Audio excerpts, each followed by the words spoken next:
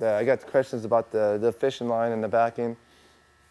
Another thing I do that is different that a few guys are doing now too, because it works really well. And I learned this fishing Lake Mead a lot in Havasu.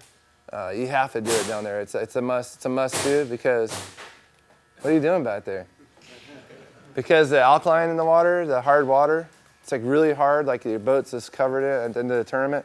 It gets on your guides, and so keeping your guides clean will help your line last a lot longer, like a lot longer.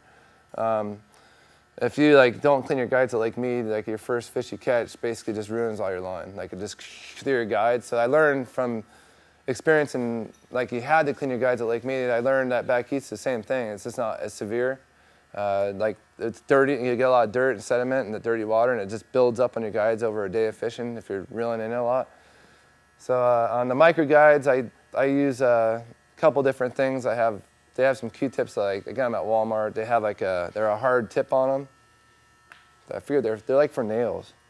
They're like for clean your nails, like a pointy tip, and they're hard. But they get in the micro guides really good, because I use a lot of micro guides now. And I use like Real Magic. You can use like anything like that, WD-40 if you want, or wax. I mean, you can use, I know guys use Pledge and stuff on them and spray them. But just get in there and clean both sides. Twisting your guide. And if you haven't done it ever, you'll notice it'll be like if you do one, you'll turn a Q-tip black. But that when you're reeling normal, you get a clean strip inside your guide. Like you get a polished section, kind of like when you put a shoelace on your bicycle wheel, how it keeps it nice and shiny. You'll have that, just a little section of it. But once you put pressure on a fish and the angle of the rod changes, you'll start to hit the edges where it's dirty, and that will just shred your line, ruins it.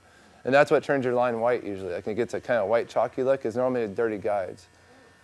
So I clean them really good, and also stretching it really hard, pulling on fish will turn it white. But man, it's a huge difference. You'll get almost twice the life if you don't do it. If you just clean them, you'll get a lot more life out of your line if you do that. But I use Q-tip on most of the normal rods, normal guides.